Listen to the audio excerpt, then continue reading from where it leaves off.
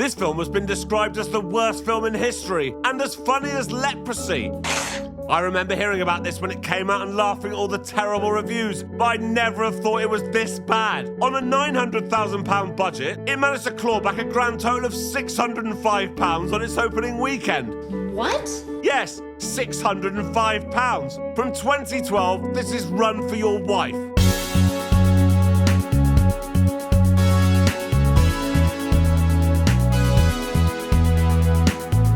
I'm Jay Harangue and I've wasted hours of my life watching terrible films. You should subscribe. Okay, where to start with this? A, it's got Dyer in it, although he's not the worst actor in this film, but more on that later. And B, I cannot believe that this was made in the 2010s. It's like something out of the 70s. Sexual innuendos, slapstick humour, jokes about gays. Awful. Anyway, let's get on with it. We start by meeting John Smith, played by Dyer, who displays his incredible versatility here as a London cab driver. Right. We're supposed to think he's a really nice guy, but I hate him. When he sees a mugging take place, he pulls over to stop it. Oh no, something's gone wrong.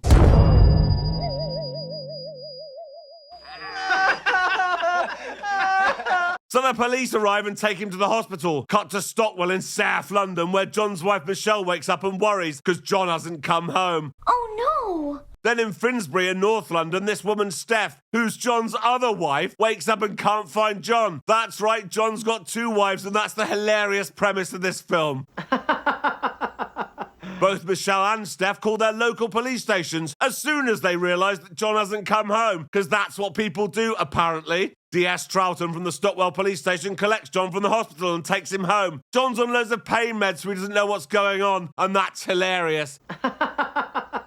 The head injury has made John forget his schedule, and this morning he's supposed to be in Finsbury with Steph, not Stockwell with Michelle. So John tries to leave to go see Steph, saying he has to work, but Michelle's like, no, you need to go to bed. On their way upstairs, we meet John and Michelle's unemployed downstairs neighbour, Gary. He's supposed to be funny, but he's not. He just hangs around John and Michelle all the time. DS Troughton is trying to get a statement from John, but Gary keeps interrupting with shit jokes. Then the phone rings and Gary answers it. It's the Evening Echo newspaper, and they want to interview John about the mugging incident. I'll leave you the telephone number of the police station in case Mr. Smith remembers any more. That's going to be important later. When DS Troughton leaves, Gary's like, John, you need to get ready, they're almost here. And John's like, who? London Evening Echo. Interview, photo. And John's like, oh, what? I can't have me photo taken. I've got two fucking wives. And Gary's like, oh, right, how did this happen? And John's like, well, I was married to Michelle for a few months. Then I met Steph and I married her as well. Bloody hell. Yeah. Yeah. And oh no, the reporters have arrived and John needs to get hold of Steph. So Gary lies to them and tells them he's John, allowing John to make the call. Hello, sweetie. John, where are you? John makes up a story that he was driving a customer to the airport, broke down, and now he's at a farm. Steph's like, you better go to the Finsbury police station, John, because I reported you missing. Then Michelle comes in, so John throws the phone to Gary, who has to pretend to Steph that he's the farmer. I must go. The cows need milking.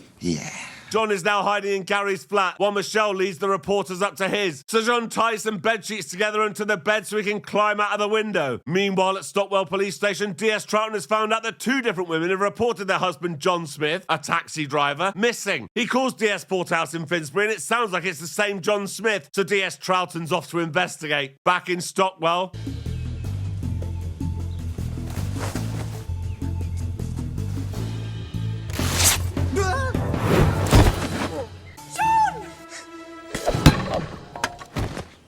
This is shit. Anyway, so the reporters get the photo they need for the paper and take off. Gary tries to grab the camera but falls over. John manages to run away, but he's still tied to the bedsheets and falls over.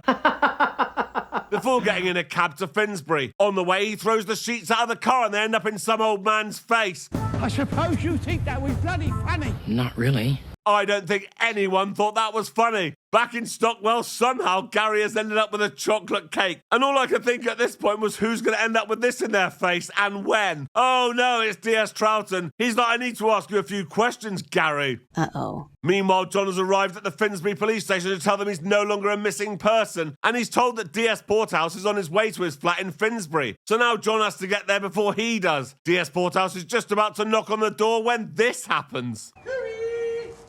Stephanie Smith. She'll be at the sports centre, taking the old dears through their paces. Wobbly boobies. Mrs. Smith at the sports centre, you say? You're joining her class, are you? I'm Bobby Franklin, by the way. Detective Sergeant Porthouse. You behave yourself with all those titty-witties.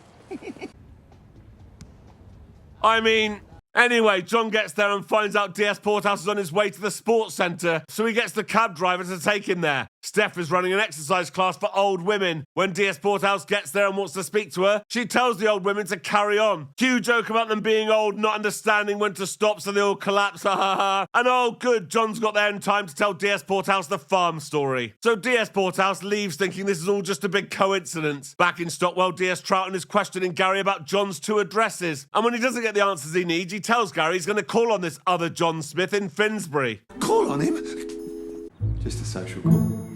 Yeah! Gary's about to call John and warn him, but oh no, DS Troughton's forgotten something. Phone. Oh, Mr. Gardner. There it is. Anyway, Gary's lost his phone and gets locked out of his flat. So he lets himself into John's flat to call him in Finsbury to warn him that DS Troughton is on his way there. But he's not there. And oh no, Gary's left the number for John's apartment in Finsbury by the phone. What an idiot. When DS Porthouse comes to Stockwell, Gary tells him that he's the Stockwell John Smith and gets a lift to Finsbury with him. He hasn't got any trousers on because he sat on that cake earlier, remember? Yeah, so that's hilarious. Back at the sports centre, Bobby the fat gay neighbour has come to tell John that there's red water leaking from his flat into John's downstairs because he and his partner Cyril are dressmakers and they were dyeing a dress in the bath and it overflowed. Hang on, Bobby has a copy of the Evening Echo with John's face on it, so John eats it. Just digesting the news, maybe. Yeah. Yeah.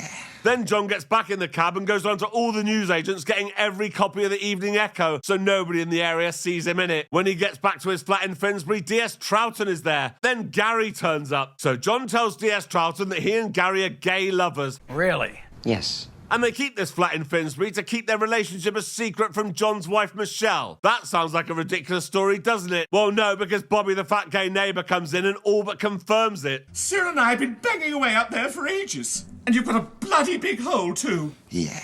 Back in Stockwell, Michelle goes to call DS Troughton, but oh no, she's picked up the number for John's flat in Finsbury by mistake. DS Troughton is still in Finsbury because for some reason he's helping them fix the leak in the bathroom ceiling.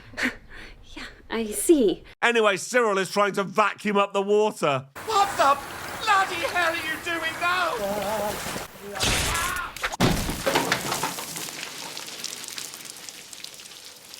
This is shit. So when Michelle calls the Finsbury flat by accident, DS Troughton answers the phone. Your husband and Mr. Gardner are engaged in a homosexual relationship.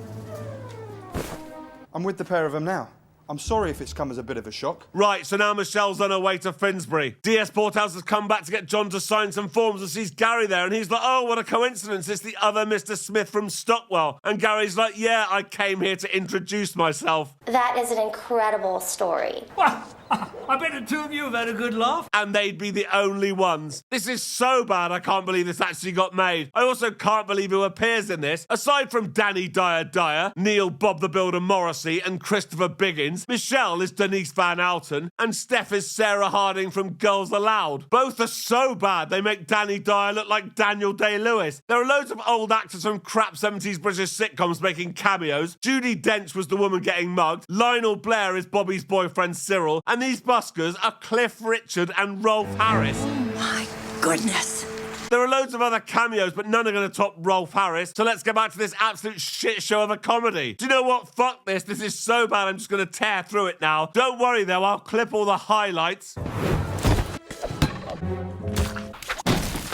Thank you, I appreciate that. When Michelle arrives in Finsbury, John changes the names by the flat numbers. So Michelle thinks he and Gary live in Bobby and Cyril's flat. That way, John can use the hole in the bathroom ceiling to get between Michelle upstairs and Steph downstairs. As John and Gary climb up through it, John's trousers fall off, and when Michelle kicks the door down, she walks in on this.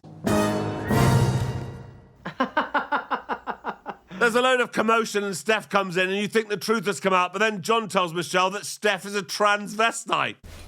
Excuse me? She's a fella. He's a transvestite. Now there's an expression you don't hear much these days. It's a transvestite. That's when a man dresses up as a lady. Not even going to get into that. Anyway, that's Michelle dealt with. But how are they going to explain who Michelle is to Steph? He's a transvestite. Oh, right. Anyway, after that's all ended, John goes to see DS Troughton and admits everything. I'm a bigamist. You lying bastard.